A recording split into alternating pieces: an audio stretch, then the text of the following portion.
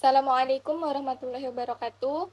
Sebelumnya, terima kasih kepada Bapak Dr. Handes Haji Bejo Santoso, MT PhD, selaku pengampu mata kuliah Ekonomi Islam, dan terima kasih kepada teman-teman yang telah menonton video presentasi saya kali ini. Sebelumnya, perkenalkan, nama saya Dana Wahyuni. Di sini saya akan menjelaskan mengenai aspek-aspek debt atau hutang yang ada dalam ekonomi. Isi presentasi saya itu ada 6. Yang pertama itu mengenai definisi hutang, yang kedua mengenai jenis dan contoh hutang, yang ketiga mengenai manfaat hutang, yang keempat itu tentang risiko hutang, yang kelima unsur-unsur dari hutang, yang keenam itu manajemen hutang. Masuk pada materi yang pertama yaitu mengenai definisi hutang. Hutang telah menjadi bagian integral dari sistem ekonomi dan keuangan sejak zaman kuno. Sejak masyarakat mulai menggunakan uang sebagai alat tukar, kebutuhan akan dana tambahan di luar kapasitas finansial yang ada telah memicu praktik peminjaman. Definisi hutang yaitu hutang adalah kewajiban finansial yang timbul ketika seseorang atau entitas meminjam uang atau sumber daya lainnya dari pihak lainnya dengan janji untuk mengembalikan jumlah yang dipinjam tersebut pada masa yang akan datang, sering dengan tambahan bunga sebagai kompensasi bagi pemberi pinjaman. Hutang dapat berbentuk berbagai macam instrumen keuangan, seperti termasuk pada pinjaman bank, obligasi, hipotek, kartu kredit, dan bentuk kewajiban lainnya. Masuk pada materi yang kedua yaitu mengenai jenis dan contoh-contoh hutang. Jenis hutang yang pertama itu ada hutang jangka pendek, jenis hutang yang kedua itu ada hutang jangka panjang, jenis hutang yang ketiga itu ada hutang pribadi, jenis hutang yang keempat itu ada hutang dagang. Sebelum masuk pada contoh hutang, saya akan menjelaskan mengenai pengertiannya terlebih dahulu. Untuk pengertian hutang jangka pendek, hutang jangka pendek adalah kewajiban keuangan yang harus dilunasi dalam jangka waktu kurang dari 1 tahun. Hutang ini biasanya digunakan untuk kebutuhan operasional sehari-hari dan likuiditas. Contoh-contoh dari hutang jangka pendek yaitu yang pertama ada pinjaman modal kerja, yang kedua itu ada hutang dagang atau account payable, yang ketiga itu ada kredit bank jangka pendek, yang keempat itu ada utang pajak yang harus dibayar dalam waktu dekat. Masuk pada pengertian hutang jangka panjang. Hutang jangka panjang adalah kewajiban keuangan yang jatuh temponya lebih dari 1 tahun. Hutang ini biasanya digunakan untuk investasi dalam aset tetap atau proyek jangka panjang. Contoh dari hutang jangka panjang itu di sini ada 4. Yang pertama itu ada hipotek atau KPR, yang kedua itu ada obligasi, yang ketiga ada pinjaman investasi, dan yang keempat ada hutang bank jangka panjang untuk ekspansi bisnis. Selanjutnya ada hutang pribadi. Hutang pribadi adalah hutang yang diambil oleh individu untuk memenuhi kebutuhan dan keperluan pribadi. Hutang ini biasanya dapat berbentuk jangka panjang ataupun jangka pendek, tergantung pada jenis pinjamannya. Contohnya itu ada kartu kredit, pinjaman pribadi, pinjaman pendidikan, dan pinjaman kendaraan. Selanjutnya yaitu ada hutang dagang. Pengertian dari hutang dagang adalah kewajiban yang timbul dari pembelian barang atau jasa secara kredit oleh sebuah perusahaan atau bisnis. Hutang ini biasanya harus dilunasi dalam jangka waktu yang singkat, sering sekali dalam 30 hingga 90 hari ke depan. Contoh dari hutang dagang, yang pertama ada pembelian bahan baku dari pemasok, di mana sebuah perusahaan manufaktur membeli bahan baku seperti besi, plastik, atau kayu dari pemasok untuk digunakan dalam proses produksi. Pemasok memberikan jangka waktu pembayaran misalnya selama 30 hari. Yang kedua itu ada jasa pengiriman barang, di mana sebuah toko retail menggunakan jasa perusahaan logistik untuk mengirimkan produk kepada pelanggannya. Biaya pengiriman dicatat sebagai hutang dagang yang harus dibayar misalnya dalam 60 hari ke depan. Selanjutnya, itu ada pembelian perlengkapan kantor, di mana sebuah perusahaan membeli perlengkapan kantor seperti kertas, tinta printer, dan peralatan lainnya dari pemasok dengan syarat pembayaran dalam 45 hari ke depan. Yang terakhir itu ada layanan teknologi informasi, di mana sebuah perusahaan menggunakan layanan dari vendor IT untuk pemeliharaan server dan perangkat lunak. Vendor IT memberikan waktu pembayaran misalnya selama 90 hari setelah layanan diberikan.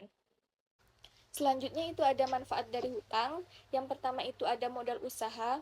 Hutang dapat digunakan sebagai sumber modal untuk memulai atau mengembangkan usaha. Hal ini sangat berguna bagi perusahaan yang membutuhkan dana untuk investasi awal, ekspansi, atau operasional sehari-harinya.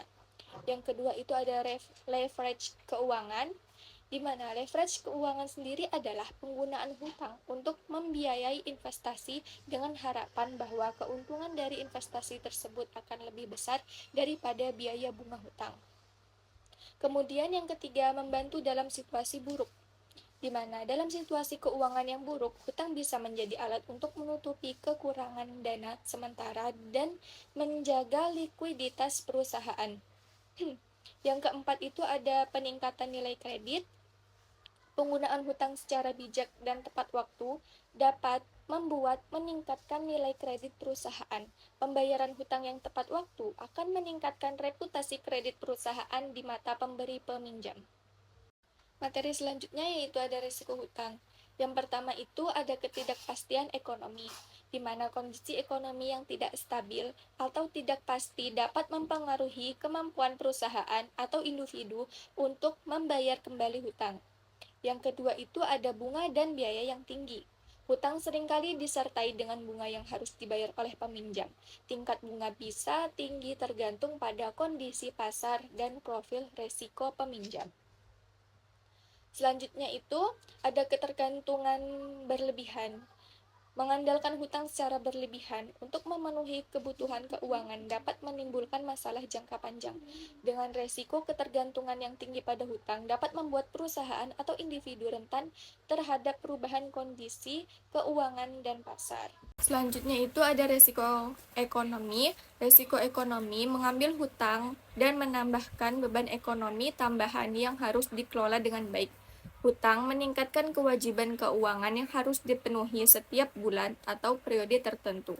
Jika terjadi penurunan pendapatan atau kenaikan biaya operasional, hal ini dapat menyebabkan ketidakmampuan untuk memenuhi kewajiban hutang, yang berpotensi menyebabkan likuidasi aset atau kebangkrutan. Yang terakhir yaitu dampak negatifnya pada psikologi. Hutang yang besar dapat menyebabkan resiko mental dan emosional bagi peminjam. Stres terkait dengan kewajiban hutang dapat mempengaruhi kesehatan mental, produktivitas, dan kualitas hidup. Tekanan psikologis yang terus-menerus dapat menyebabkan kecemasan, depresi, dan masalah kesehatan lainnya, serta mempengaruhi hubungan personal dan profesional. Unsur-unsur hutang yang pertama itu ada pihak-pihak yang terlibat.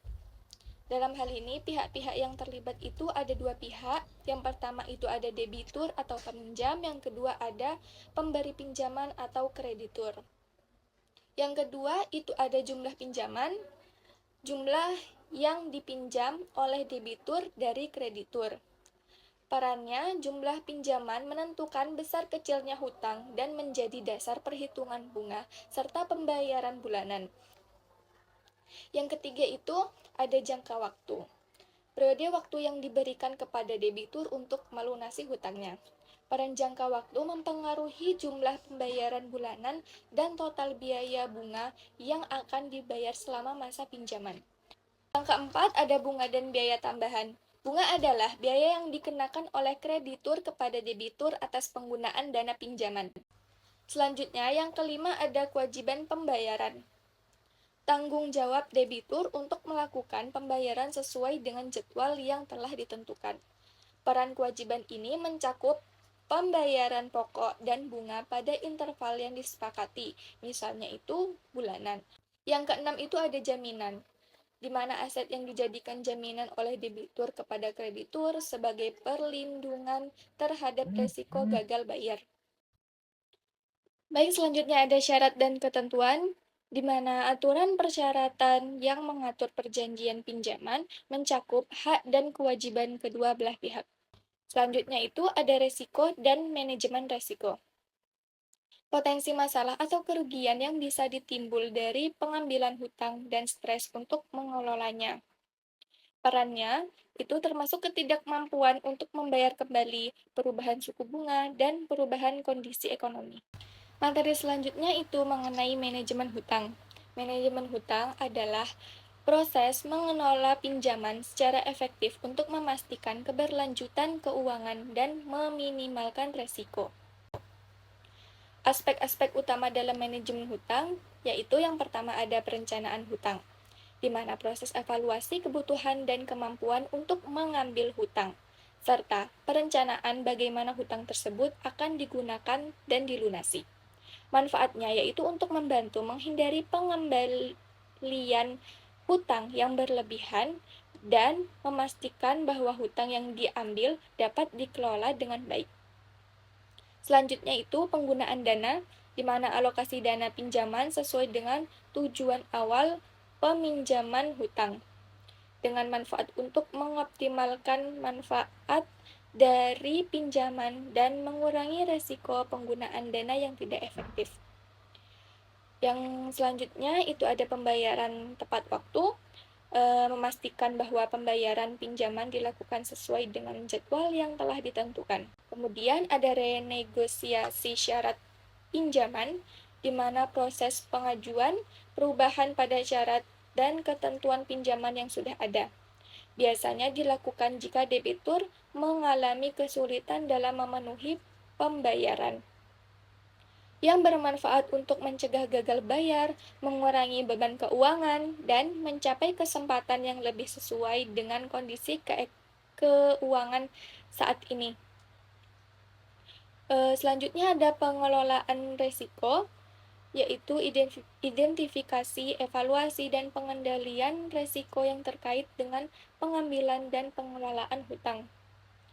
Manfaatnya adalah untuk mengurangi potensi kerugian finansial dan memastikan bahwa hutang dapat dikelola dengan baik meskipun terjadi perubahan kondisi ekonomi atau keuangan. Sekian presentasi saya untuk mata kuliah ekonomi Islam kali ini.